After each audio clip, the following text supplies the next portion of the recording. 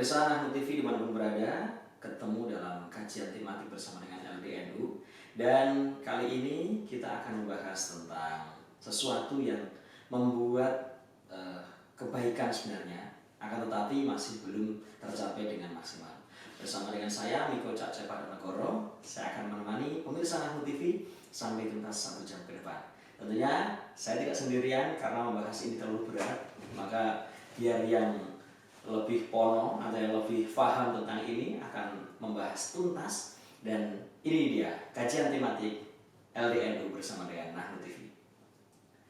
Pemirsa yang dirahmati Allah, di samping saya sudah hadir Ketua LDNU Bapak Kiai Haji Ihsanuddin yang selama ini telah menemani kita di LDNU dengan hati yang sangat tulus serta riang gembira. Jadi kami dalam acara-acara di LDNU, walaupun tahun kemarin kita sudah melaksanakan acara setiap jam 4 sore sampai jam 6 menjelang buka, sekarang sudah bersama dengan Nahnu TV yang alhamdulillah studionya luar biasa. Terima kasih Nahdlatul Ulama Daerah Istimewa Yogyakarta.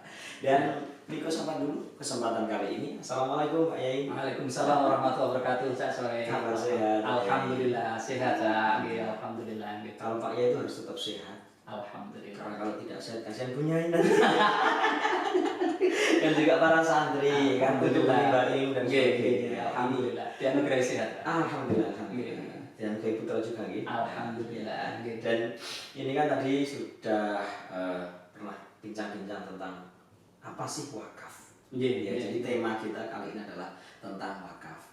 Wakaf produktif. Wakaf yang produktif. Karena percuma nanti kalau kita wakaf hanya sekedar untuk kuburan dan sebagainya, kurang produktif karena mungkin orang mati tidak bisa produksi lagi. Iya. Jadi wakaf produktif, sebelum keterangan atau juga gagasan dari Pak Yai, apa sih sebenarnya wakaf itu menurut fikih, Pak? Wakaf itu kalau menurut fikih secara gampang adalah habsu malin ya wa tasdiru thamrah, atau dalam bahasa yang lain misalnya di kitabnya Imam Al-Husaini misalnya disebutkan sebagai habsul mal ya, kemudian wasorfu manafi'ihi fi sabilillah. Jadi wakaf itu adalah menahan harta asal ya, dan kemudian mentasarufkan manfaat dari harta asal itu di jalan Allah. Jadi hartanya masih tetap, wakaf itu hartanya harus masih tetap, tetapi hasil dari wakaf itu dimanfaatkan untuk kebajikan, untuk kesejahteraan umat gitu.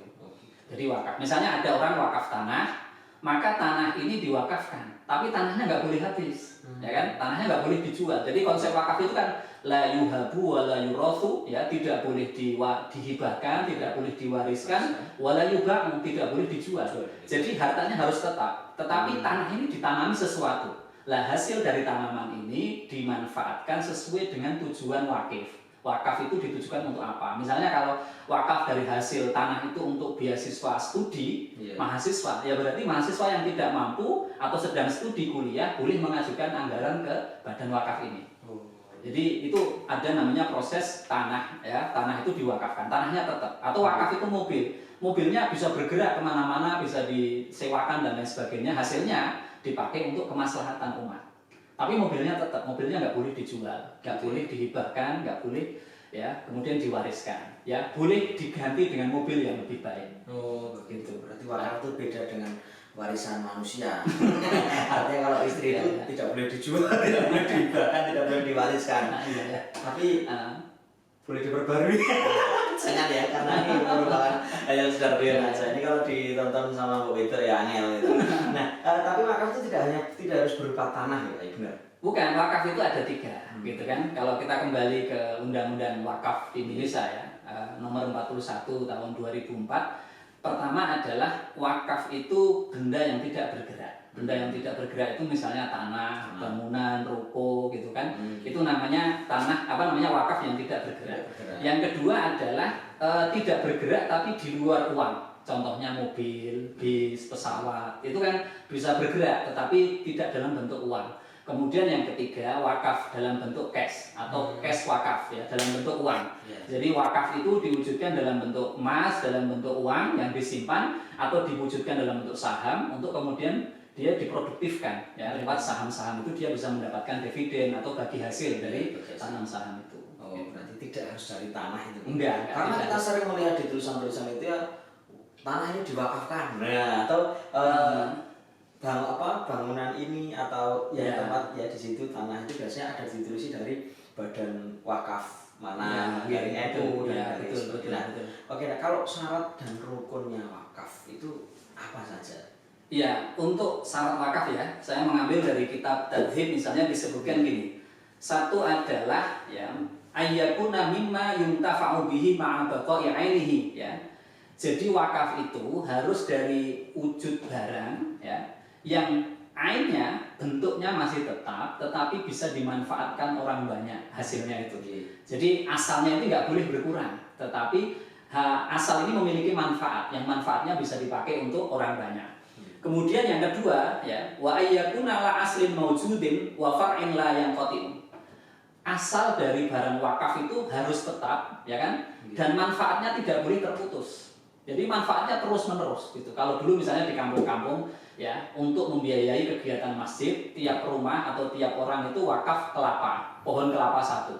Nah, kelapa satu. Nanti takmir masjid ada petugasnya ngambil kelapa itu tiap hari. Kemudian kelapa itu dijual. Nah, ini asal dari pohon kelapa ini harus tetap dan manfaat dari pohon kelapa diambil buahnya itu tidak boleh berhenti, masih terus berproduksi kelapanya itu kan. Kemudian yang ketiga syaratnya itu adalah wa alla yakuna fi mahdzurin. Jadi wakaf itu tidak boleh dilakukan ya dalam perkara-perkara yang haram. Misalnya orang wakaf tanah untuk pabrik narkoba itu haram, nggak boleh kan gitu. Atau wakaf tanah untuk pabrik miras, untuk judi misalnya, untuk kelompok judi itu nggak boleh, itu haram. Jadi wakaf ini harus dalam kebaikan. Lah, rukun wakaf itu ada 4 ya. Pertama adalah wakif, orang yang berwakaf. Jadi orang yang punya harta yang ingin berwakaf itu namanya wakif. Kemudian yang kedua adalah orang yang menerima wakaf, namanya mauquf alaih. Jadi kalau Cak Coy yang wakaf, saya penerimanya, Cak Coy itu wakif, saya mauquf alaihnya. Kemudian barang yang diwakafkan ini namanya mauquf bih. Ya, kemudian yang keempat rukunnya adalah sihot atau ikrar wakaf. Jadi Cak Coy ya melakukan ijab wakaf, saya yang menerima sebagai penerima wakaf itu atau mauquf alaihnya. Ya, kalau di undang-undang itu ditambahi dengan nadir. Nadir itu pihak yang ditugasi untuk mengelola tanah wakaf itu atau untuk mengelola barang wakaf itu supaya lebih baik pelaksanaannya atau lebih produktif. Berarti ada 5 kalau sama nadir. Ya, kalau ada nadir ada 5. Tapi kalau di fikih rata-rata disebut rukun wakaf itu 4 itu. Berarti beda sama rukun nikah ya. Kan juga 5. Yang terakhir saya hafal itu ijab qabul. Dalam wakaf juga ada ijab qabulnya kan gitu. Oke, misalkan saya mewakafkan sesuatu atau tanah, ya ini saya wakaf tanah, tidak banyak Pak, ya cuma 1 truk aja. Tanah 1 truk. Nah, tanahnya itu mau dibawa mana? Kalau artinya lebarnya 1 truk bisa, kan gitu. Itu bisa tertib. Gini Pak, ya misalkan dari ada keluarga. Nah, keluarga itu mempunyai lembaga pendidikan, dan itu membutuhkan tanah untuk wakaf. Tapi yang mewakafkan sendiri itu dari keluarganya sendiri. Misalkan saya sama adik saya, adik saya pengen mempunyai lembaga pendidikan, saya punya tanah. Kemudian saya wakafkan ini kepada adik saya untuk lembaga pendidikan itu. Caranya bagaimana? Jadi kan gini Cak, secara garis besar wakaf itu kan ada 2. Satu namanya wakaf ahli, jadi wakaf untuk keluarga. Ya. Jadi ada orang wakaf diserahkan pada satu keluarga untuk tujuan tertentu dan dia akan berlaku untuk orang itu beserta dengan seluruh keturunannya. Contoh misalnya Pondok Krapia. Ya. Pondok Krapia itu asalnya wakaf dari Haji Ahli Cirebon, diwakafkan kepada Mbah Kiai Munawir, ya Mbah Kiai Muhammad Munawir. Tujuan wakafnya adalah untuk pesantren, ya di situ ada tahfidzul Quran dan ngaji kitab. Dan ini berlaku juga untuk seluruh keturunan dari Mbah Munawir ke bawah. Nah, ini namanya wakaf ahli. Wakaf ahli. Yang kedua adalah bukan ahli-ahlinya ini. Bukan. Itu kan protokol. Nah, itu. Yang kedua itu namanya wakaf khairi. Wakaf khairi itu wakaf untuk kebajikan. Ini misalnya wakaf yang dipakai untuk masjid. Jadi tidak boleh diklaim satu keluarga, itu milik bersama gitu. Ya, atau wakaf misalnya untuk lembaga pendidikan tapi publik dimiliki bersama. Itu juga namanya wakaf khairi. Jadi tidak boleh diklaim satu keluarga. Ya, kalau wakaf ahli boleh diklaim satu keluarga ke bawah. Tapi kalau wakaf khairi siapapun orang boleh ikut ya, ngopeni, memakmurkan, atau kalau dibentuk nadir ya nadirnya dipilih itu, yang mengelola itu dipilih. Nah, kalau tadi yang ditanyakan Cak Coy ya tentang bagaimana prosesi wakaf, kalau sekarang sangat mudah sebenarnya. Jadi kalau orang ingin wakaf yang wujudnya misalnya tanah ya, itu dia cukup datang ke pegawai pencatat ikrar wakaf, yaitu KUA. Jadi tiap KUA itu ada pejabat yang ditugasi untuk menerima ikrar wakaf. Ya, setelah ikrar wakaf, maka dari ikrar wakaf itu kemudian sertifikat tanah dan ikrar wakaf itu dibawa ke BPN. Maka nanti akan berubah menjadi tanah wakaf. Nah ini, ya, kalau sudah tanah wakaf maka otomatis nggak bisa dijual, nggak bisa diwaris. Berarti selamanya itu akan jadi tanah wakaf. Mempunyai yang memilikinya adalah orang yang diwakafi tadi itu.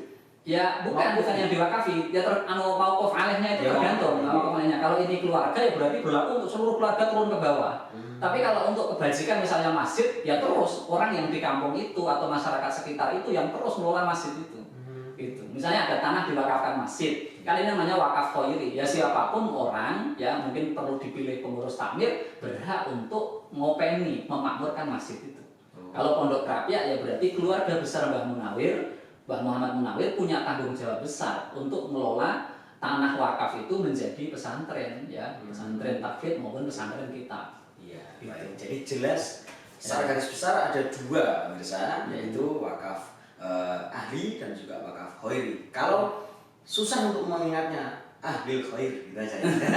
Jadi kayak doanya itu ahli khair. Nanti ada wakaf itu dua, yaitu ahli dan juga wakaf khairi. Baik, kita break dulu Pak Yai dengan mungkin nanti akan pertanyaan-pertanyaan yang lebih menggugah selera lagi untuk bersama-sama kita bedah di Nahnu TV bersama dengan LDNU kajian tematik. Jangan kemana-mana, kami akan kembali setelah yang satu ini.